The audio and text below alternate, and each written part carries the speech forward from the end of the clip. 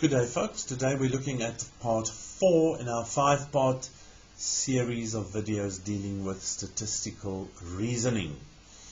This is part of the academic readings that we have in our course, and the purpose of these videos is to sort of summarize these readings for you that relates to statistical reasoning. The first thing I want to look at today is Mooneys' elementary framework, descriptors for analyzing and interpreting data.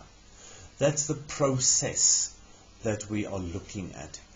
Mooney divides the process into 4 levels. The first level is idiosyncratic, level 2 is transitional, level 3 is quantitative, and then level 4 is an analytical interpretation of data. The first table here focuses on reading between the data. Okay, so we are inside a set of data and what the child is reading in between the data items in the set.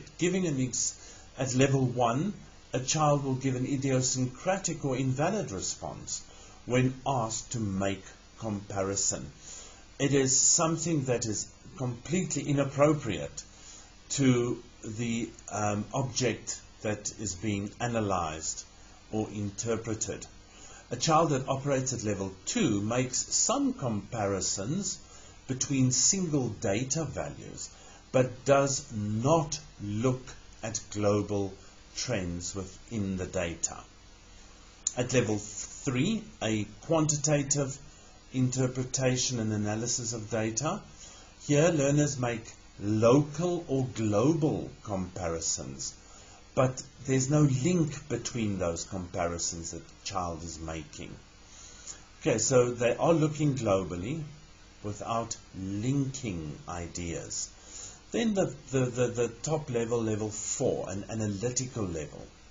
Here the learner makes both local and global comparisons and relates comparisons to one another. Now that's important, folks, because here at level 4, the child can for the first time look at analyzing and interpreting data at a global level and then relates comparisons to one another. That's an important point to make.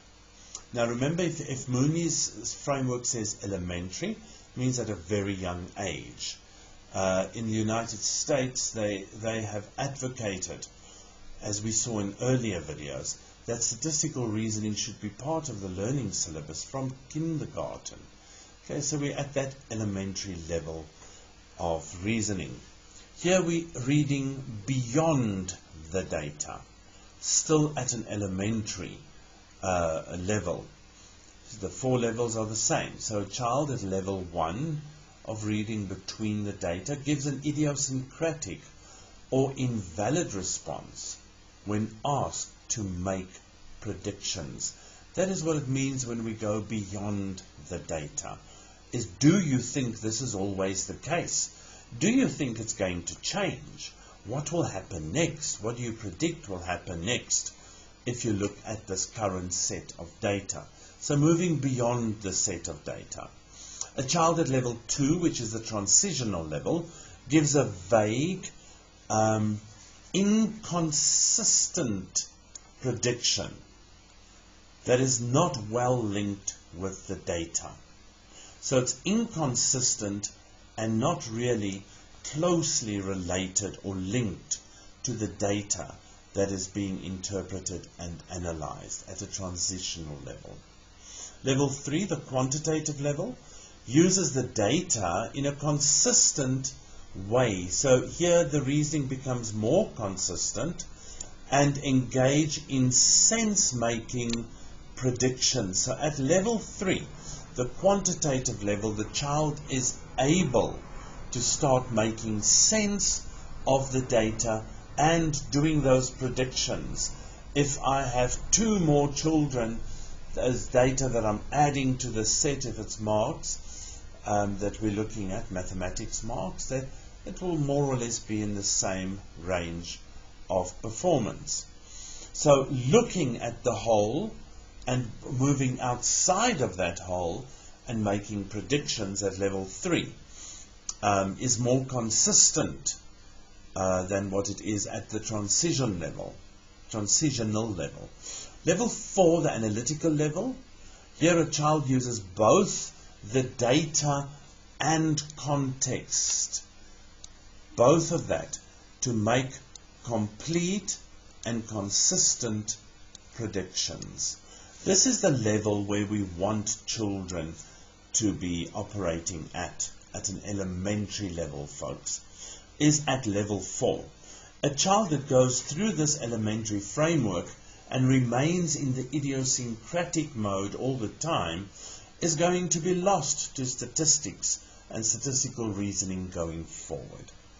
Let's see what Mooneys says about middle school framework descriptors.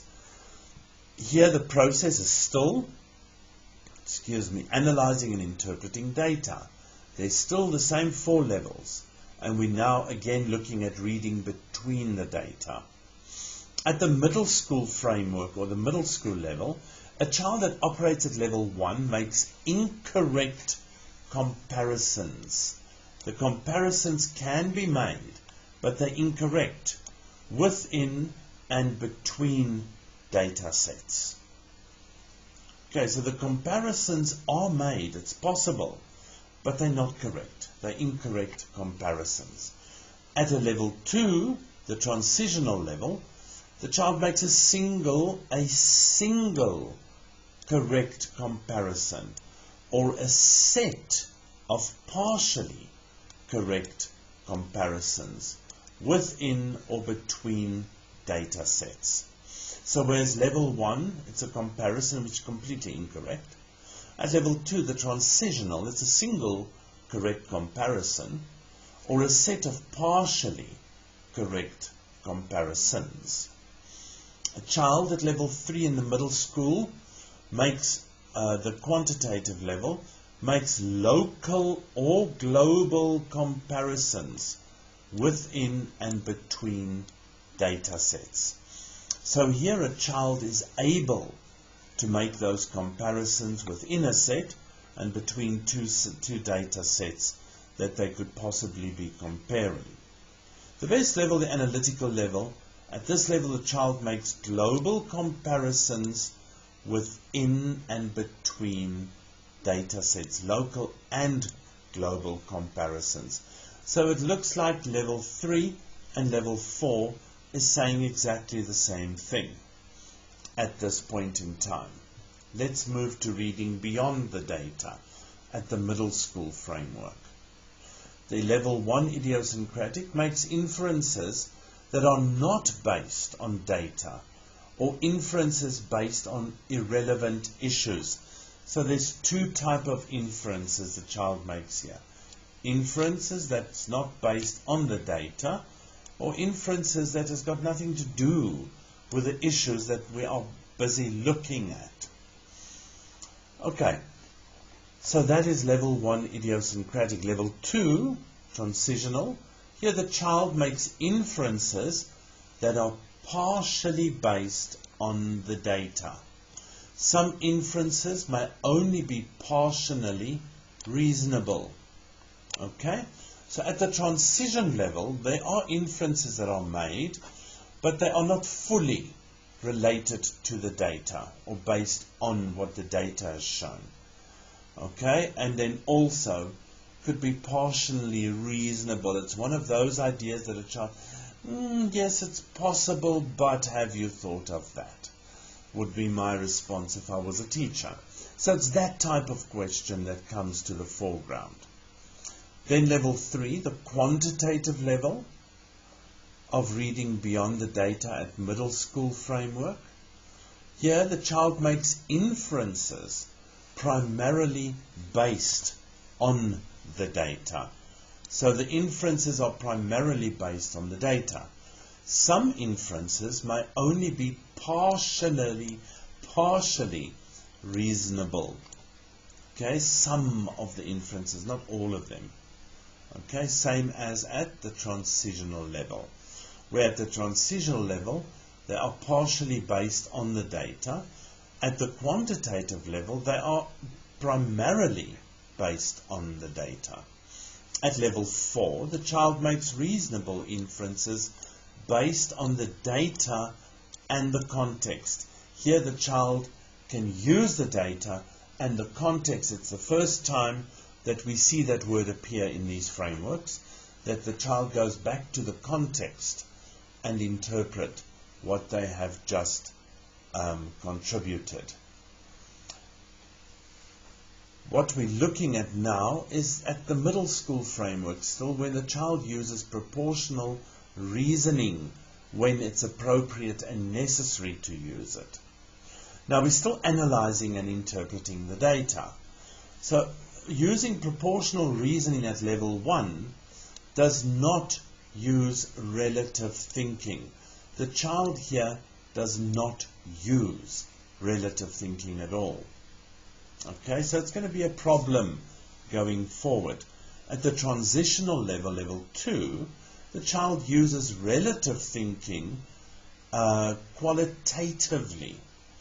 Okay, so relative thinking is used qualitatively. Now remember the difference between qualitative and quantitative. Quantitative measures amounts. You're looking at figures and measuring it and reporting it as a statistical number, whereas relative thinking is used qualitatively. It's talking about the data and what the data is telling us specifically. Level 3, quantitative, uses relative and proportional reasoning in an incomplete or invalid manner. So this is the first time here that the child is using proportional reasoning. Okay, is at level 3, the quantitative level. I see I've got a nice laser pointer. Let me use that. Here at level 4, the analytical level, the child uses relative and proportional reasoning. So it's the first level where the child is using proportional reasoning fully and in a correct and valid manner. Okay, so that deals with the proportional reasoning in Mooneys framework for descriptors that Mooney uses to analyze and interpret data. Let's move on to cognitive models of development for specific statistical concepts and processes. Okay, now the development that's happening is that they talk about here is data modeling, measures of center and spread, comparisons of two data sets, bivariate relationships, and then sampling and sampling distributions. Those are the cognitive models of development that a child has to go through to be able to work with statistical concepts and processes. What do we mean by data modeling?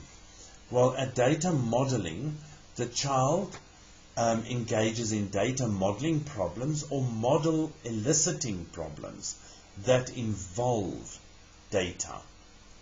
For us to develop this cognitive model, we have to afford children that opportunity.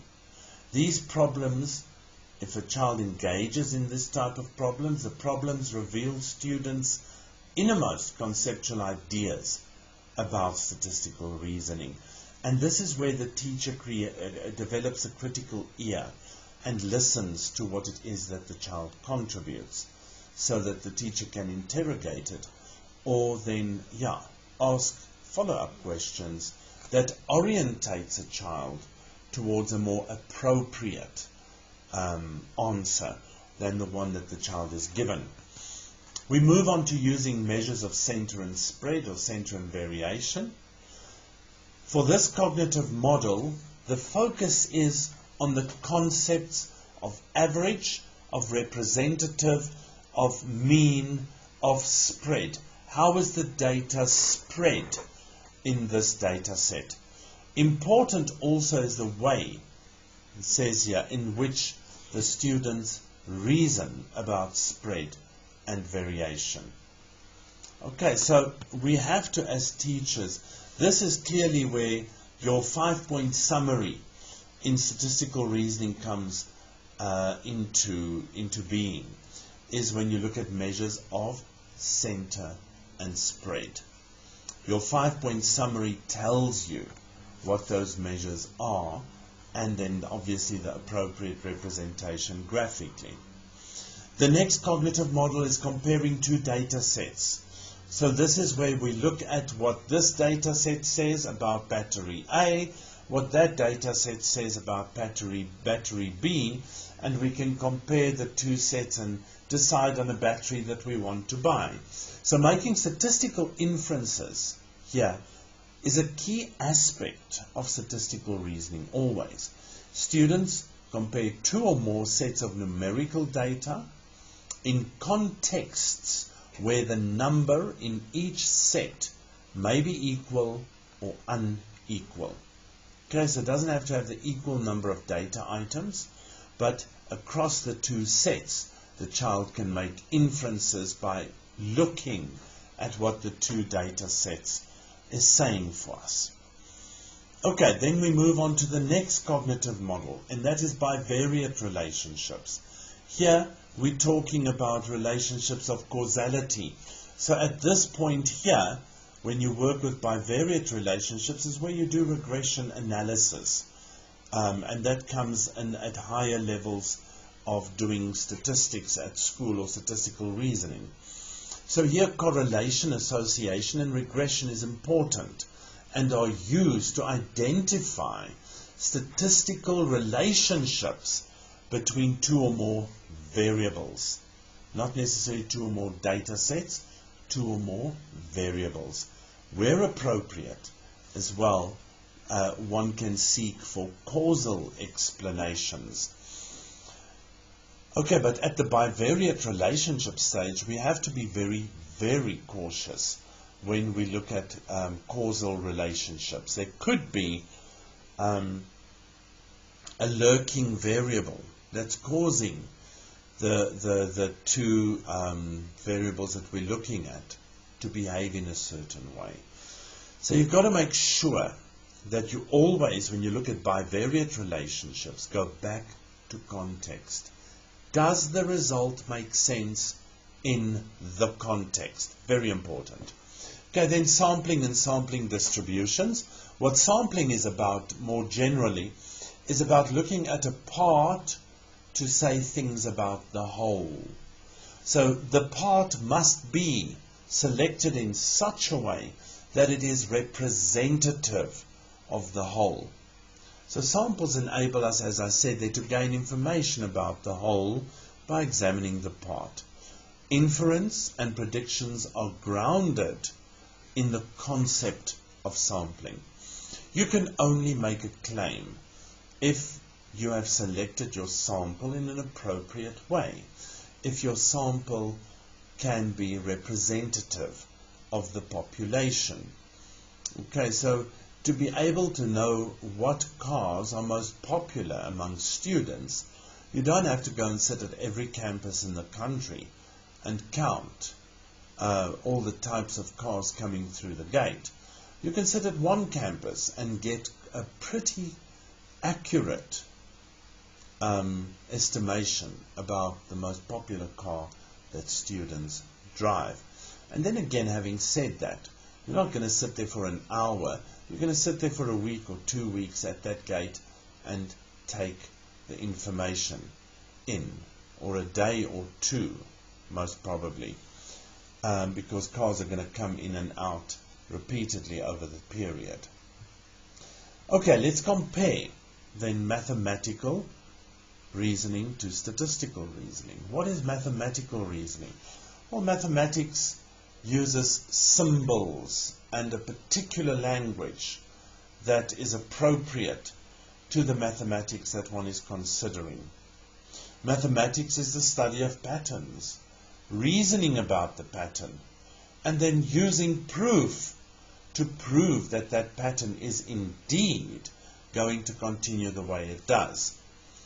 That's what mathematical reasoning does. So mathematical thinking requires mathematical proof. Modern mathematics use abstraction and abstract notation exclusively. Not exclusively, but yeah, they use that to bring ideas to the foreground and to represent ideas. So it operates at an abstract level, mathematical reasoning, that's completely removed from real life in many aspects of mathematical reasoning.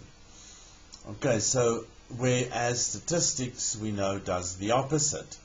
So to have meaning, the symbols require mental models of real mathematical entities to serve as reference. Now, if I can give an example there, if you work out the surface area of a circular cylinder, then at the end of the day, that might be a quadratic equation. Or if you measure the pathway of a ball that has been hit by a tennis player, that pathway could be represented by a parabola, a quadratic function with a maximum turning point. So those are the reference. Once we know how the area behaves, if that area is quadratic, then with a quadratic theory applies. Mathematical reasoning often works with mental entities for which there are no physical counterparts. A very good example of that is the concept of an imaginary number. The name says imaginary. So how can that number exist? Okay, there is no way that you can show a complex number like you can show the number 2 with your fingers, or with 2 sets that you hold up, 2 items that you hold up. Now, how does that mathematical reasoning compare to statistical reasoning? Well, statistical reasoning is separate and a unique discipline that utilizes the mathematical stuff. Okay, so statistical reasoning stands apart from it, but it uses it to make sense and to make predictions and to talk about what's happening in the real life context. Statistical reasoning has developed methods and concepts that sets it apart from mathematics. It is a process that is dependent on data and context, where the mathematics is not dependent on context. Mathematics could have started in a context and then extrapolate to a more abstract level, area, becoming a quadratic equation, and then I operate on that quadratic equation, and then I answer the area of the figure is da da da da. Okay, where statistics relies on data, okay, and the context in which the data is being used. In statistics, we state implications, we justify and conclude, or we make an inference when we reason statistically. And that inference is based on the data under consideration. Statistical reasoning is also demonstrated when one can explain why a particular result is expected or has occurred, or explain why it is appropriate to select a particular model or a particular representation. But it's always bound to the context. So statistical reasoning is expressed when a selected model is tested to see if it represents a reasonable fit to a specific context. So statistical reasoning is contextually bound. You cannot get away from context when you reason statistically. You cannot reason statistically without having data in front of you. And statistics utilizes mathematics. That is the key differences between mathematical reasoning and statistical reasoning. Okay. The model abstraction is a general task that is common to both mathematical reasoning and statistical reasoning. there's a stream in mathematics called mathematical modeling. And that is, you observe how something behaves and you create a model, and that model remains representative of the bigger picture. And the same happens in statistics. The task demands of each discipline, however, may produce different sources of reasoning error. So depending on the discipline in which you are, there might be different misconceptions and different reasoning errors that might occur. While instruction can be driven and facilitated by contextualization in both discipline, again the idea of contextualization coming to the foreground. So while instruction can be driven and facilitated by this contextualization, statistical practice is highly dependent on real-world contexts, whereas mathematical practice tends to be removed from the real world. There's the work of the Dutch, realistic maths education. Now that realistic doesn't necessarily mean real world, but it means it's connected to something that the child is familiar with. We connect that knowledge to what the child already knows. So that is why mathematical practice does not always operate within the real world context. It could have been an abstraction based on a pattern that was observed. Then the dependence on context in statistical reasoning may lead to errors in reasoning. So you might have used the mathematics to find particular values in the statistical reasoning context, but then when you go back to the context, there's an error in the reasoning. The perfect example of this is if you use a regression model. It's always very interesting to look at the gradient of that regression model, if it's available to you, and the y-intercept of the model, to see does it make sense in context. Okay, some of these errors are difficult to overcome, and they say even for well-educated and experienced teachers and professionals like what we are at the level at which we operate. Okay, so let's go back to literacy, reasoning and thinking. There's two schools of thought here. There's the reasoning that sometimes overlaps with thinking, statistical thinking, which sometimes can overlap with basic literacy, statistical literacy. So this model keeps the three separate, excuse me, but acknowledges the fact that there are areas where these things will overlap. The second model says no. You cannot reason statistically or think statistically without having some form of statistical literacy, knowing what it is that you're talking about when you talk about certain statistical entities or ideas that you want to use.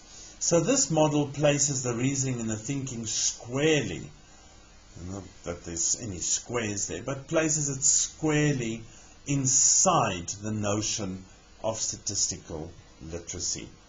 Just to be aware of that, give it some thought, folks, and think about where do you think this model is playing itself out in the work that you've done so far, and which model makes sense to you, which model makes more sense to you in terms of statistical thinking and reasoning. Okay, so tasks may distinguish the three instructional domains, tasks that kids engage with in class. Could use all three of those aspects, it could use maybe one or two of them. Let's look at basic literacy, reasoning, and thinking in this light. A child that works with basic literacy can identify can describe, can rephrase, can translate, interpret, and read data. Okay, so that is the type of words that you will also put in an assessment where you want to see the basic literacy that learners have statistically. The reasoning deals with the why, the how, the explaining of the process. Why is this process appropriate? How does the process work? Okay? And then your thinking component, instructional domain is what they call it, is where you apply what you've learned, where you critique your answer or critique a particular claim, where you evaluate arguments, and where you generalize, where things become abstract, related to the idea or the problem under consideration. So there are 3 instructional domains. There's the basic literacy, the reasoning, and the thinking. And to go back to the previous one, that is the relationship between the 3 of them. Folks, that is all we have time for now. That's the end of part 4. I hope that I gave you something to think about, and that the theory that we looked at gives you something to think about when you teach statistics and statistical reasoning at a school level. Always keep these frameworks, these processes in the back of your mind when you work with learners, whether it be at an elementary, at a middle school, a high school level, or even at a tertiary level. We need to constantly remind ourselves about the things that we have discussed in this part 4. If you learned something, please like the video, share it if you think somebody might benefit from it, and please subscribe to my channel. Thank you for watching.